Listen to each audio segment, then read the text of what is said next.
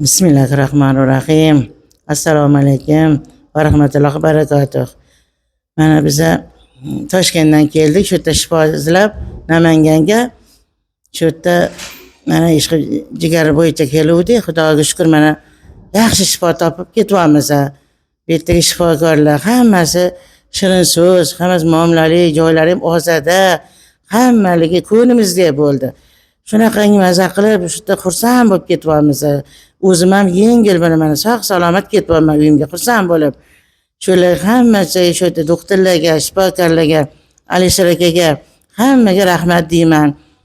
O'zimning ichimdan aytayotgan gaplarimni ayta olmayman-u, juda ham xursandman. Yaxshi bo'lib ketyapman. Yana shu hammani tavsiya qilaman. Kelinglar, shifo topasizlar. Mana biz Toshkentdan shu yerga keldik, mana xursand bo'lib ketyapmiz. Sog' salomat hozircha yaxshimiz oxiri bilan bo'lsin. Rahmat hammanglarga. Gapirib ketdim. Bismillahirrohmanirrohim. Assalomu alaykum, hurmatli yurtdoshlarimiz.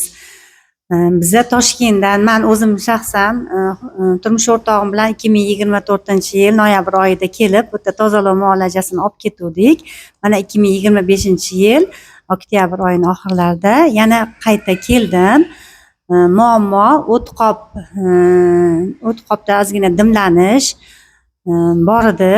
Shunga o'tqopni tozalash maqsadida dori darmonlardan ko'ra, har xil dorilar chiqib ketgan, hozir bilasizlar.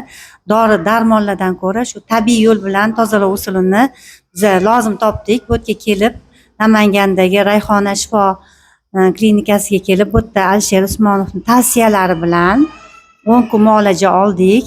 Tabiiy yo'l bilan, giyohlar bilan va zaytun yog'i, malham ichirib davolashdi. Juda ham yaxshi. Mana shifo topganimiz uchun qayta keldim.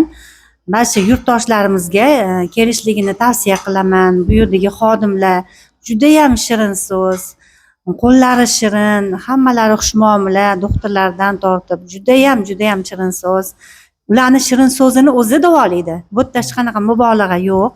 Men Toshkentdan shu yerga mana keldim, shifo topganim uchun keldim va mendagi shifo topganimni o'zgarishlarni ko'rib, yangam men bilan birga keldilar. Mana Xudo xolasa yana kelish niyatidamiz. Hammamizga Allohim komil shifo bersin. Avvalambor bularni mana sababchi qilib shifo berdi. Shifo bergani rost bo'lsin. Hammanglarga shu yerga kelishni tavsiya qilaman. Har xil dorilardan ko'ra tabiiy usulda davolaninglar va shifo topinglar hammanglar. Sog' bo'linglar, salomat.